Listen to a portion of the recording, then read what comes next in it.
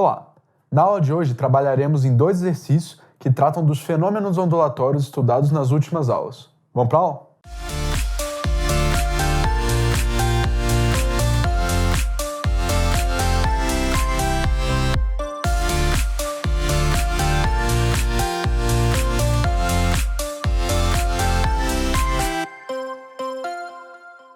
Olá!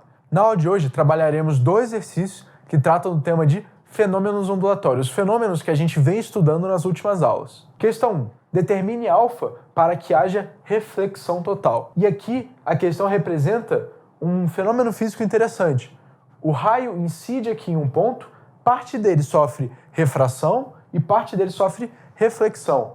E ele pede aqui um conceito novo para a gente, que é o conceito de reflexão total. Muito bem, o conceito de reflexão total sugere para a gente que existe um ângulo alfa tal que todo raio vai sofrer reflexão e nenhuma parte do raio vai sofrer refração. Agora, de que forma isso vai acontecer?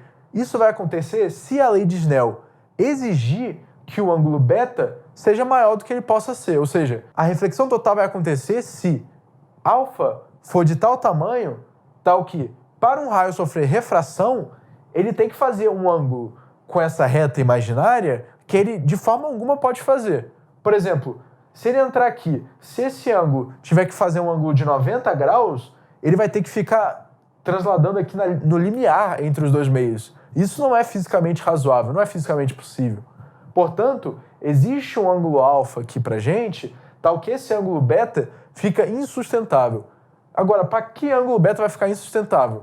Para 90 graus para cima, porque o raio não vai poder, se ele está sofrendo refração, ele não vai poder voltar para outro meio, ou seja, o ângulo não pode ser maior que 90, mas também não pode ser igual a 90, porque ele não vai transladar aqui na interface aqui dos dois meios. Então, a gente tem que achar um alfa, pela lei de Snell, tal que o beta seja 90 graus. E esse vai ser o ângulo limite para que não haja mais refração. Ou seja, vai ser um ângulo tal que haja total reflexão total. Portanto, aplicando a lei de Snell aqui para essa interface, a gente vai ter que o seno de alfa vezes o n desse meio, que aqui está sendo tido como 2, vai ficar aqui, nesse lado aqui, lado esquerdo da lei de Snell, seno de alfa vezes 2, que é o índice de refração, que vai ser igual a 1, que vai ser o seno de 90, o seno de beta, vezes o índice de refração desse meio, que aqui está sendo igual a 1. Ou seja, o seno de alfa vai ter que ser igual a meio, então alfa vai ser igual a 30 graus. Ou seja, para um alfa igual ou maior que 30 graus, não vai haver mais refração, vai haver apenas reflexão da onda aqui tratada. Muito bem, questão 2. Determine o maior valor de x para que haja interferência destrutiva, sendo que x é menor que 1 metro. Bom, esse é um caso bem simples e direto de interferência de ondas, ou seja, a gente tem duas fontes de ondas que estão aqui tidas como em fase, ondas que no caso têm um comprimento de onda de 0,5 metros. Agora, uma fonte está a uma distância de 1 metro do ponto de interferência, enquanto a outra se encontra a uma distância desconhecida x, desse mesmo ponto de interferência. Nos é informado que x é menor que 1 metro. Agora, a questão nos pede o maior valor que esse x pode assumir de forma que a interferência seja destrutiva. Agora, de que forma a gente pode dimensionar matematicamente esse tamanho para que haja interferência destrutiva?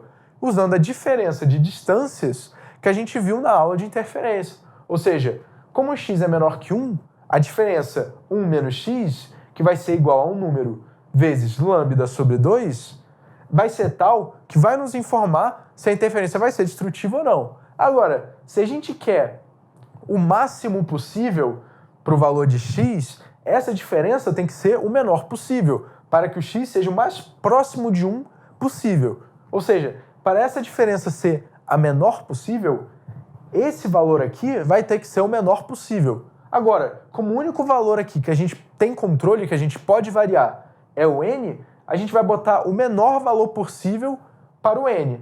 Mas como ele nos disse que é uma interferência destrutiva, a gente tem que botar o menor número possível aqui, tal que seja ímpar. O menor número possível ímpar aqui vai ser o n igual a 1. Portanto, substituindo n igual a 1 aqui, a gente vai ter que 1 menos x vai ter que ser igual a metade do comprimento de onda, ou seja, 0,25 metros, e, portanto, o x máximo aqui, para que haja interferência destrutiva, vai ser x igual a 0,75 metros.